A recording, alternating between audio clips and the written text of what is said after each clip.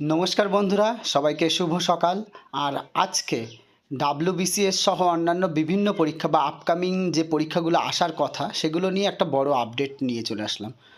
আজকে আনন্দবাজার পত্রিকায় ডাব্লিউবিসিএস পরীক্ষা মানে 2024 বা 2023-এর যে মেন্স বা 2023-এর রেজাল্ট মানে প্রিলির রেজাল্ট এইগুলো নিয়ে একটা আপডেট দিয়েছে, সেটা হচ্ছে দেখাই। আসলে কদিন পরেই মানে আজকে মানে ভোট শেষ, ভোটের রেজাল্ট শেষ, তারপরে এমসিসি উঠে গেছে 6 তারিখে। তারপরে এখন সবাই মানে আমরা পশ্চিমবঙ্গবাসী যারা চাকরি বাকরির জন্য মানে পশ্চিমবঙ্গ সরকারের চাকরির জন্য বিশেষ করে পিএসসি বা রাজ্য সরকারের অন্যান্য চাকরির জন্য বসে থাকি যে কবে বিজ্ঞাপন দেবে, কবে কি। বিশেষ করে ডাব্লিউবিসিএস এর বিজ্ঞাপন দেওয়ার একটা কথা চলছিল, তারপরে আইডিওর একটা কথা চলছিল। কিন্তু বর্তমানে যা অবস্থা আছে সেটার জন্য সব পরীক্ষাই বা সব আপকামিং বিজ্ঞাপনই কিন্তু বা নোটিফিকেশান যেটাই বলি না কেন সেটা কিন্তু আটকে যাবে। তার কারণ হাইকোর্ট একটা রায় দিয়েছিল, সেটা হচ্ছে সমস্ত ওবিসি সার্টিফিকেট কিন্তু 2010 সালের পরে যারা বানিয়েছে তাদেরটা বাতিল।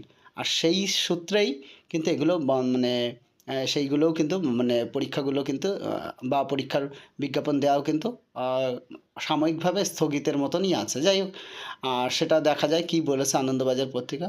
বলছে সদ্য সমাপ্ত লোকসভা ভোটের প্রচারে অনগ্রসর মানে ওবিসি শংসাপত্র সংক্রান্ত হাইকোর্টের রায় মানেন না বলে এরকম মমতা বন্দ্যোপাধ্যায় মুখ্যমন্ত্রী তিনি অভিযোগ করেছেন। এই রায়ের কারণে আপাতত ডাব্লিউবিসিএস সহ অন্যান্য চাকরির নতুন প্রক্রিয়া থামিয়ে রাখার সিদ্ধান্ত নিল রাজ্য সরকার। মানে নতুন কোনো বিজ্ঞাপন দেবে না, এরকম একটাও কিছু। হাইকোর্টের রায়ে হাইকোর্টের ওই রায়ের বিরুদ্ধে সুপ্রিম কোর্টে আবেদন করতে চলেছে।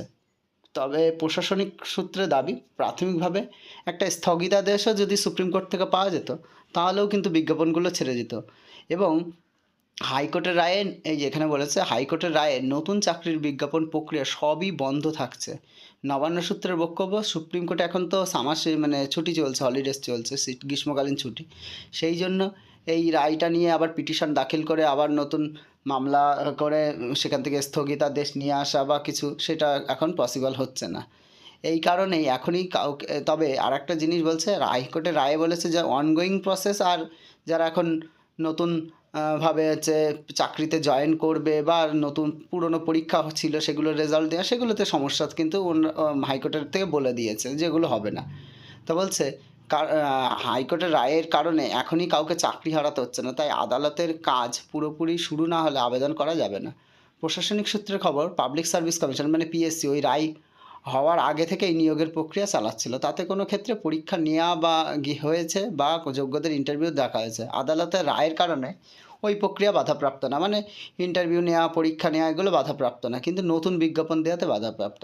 কিন্তু সুপ্রিম কোর্টের থেকে স্থগিতাদেশ না হওয়া পর্যন্ত ডাব্লিউবিসিএস মেন্স 2023 আপাতত পুরোপুরি বন্ধ হচ্ছে না। এবং প্রাথমিক পরীক্ষায় যারা প্রার্থীদের স্ক্রিনিং হয় তারাই মেন্সে বসে, কিন্তু সেটা করা যাবে কি না সেটা পরামর্শ, মানে ডাব্লিউবিসিএস মেন্স পরীক্ষাও নেওয়া যাবে কি না সেটাও একটা কিন্তু প্রশ্নচিহ্নের মধ্যে দাঁড়াচ্ছে। যাই হোক, মোটামুটি একটা খারাপই খবর যে নতুন বিজ্ঞাপন বিশেষ করে ডাব্লিউবিসিএস 2024 আইডিও সহ অন্যান্য পরীক্ষায়, আবার পিএসসির স্কুল টিচার যেটা নেওয়ার কথা ছিল সেগুলো সহ অন্যান্য অনেক বিজ্ঞাপন দেওয়ার কথা যদি মনে করি, সেগুলো থেকে আপাতত মানে কিছুদিনের জন্য সাময়িক স্থগিত। যতদিন না পর্যন্ত এই ঝামেলাগুলো মিটছে ততদিন কিন্তু এগুলো হবে না আর কি, এই আর কি। যাই হোক, এই ছিল আজকের ভিডিও। আনন্দবাজার পত্রিকার সাপেক্ষেই আমরা এই ভিডিওটা করলাম। থ্যাংক ইউ সবাইকে।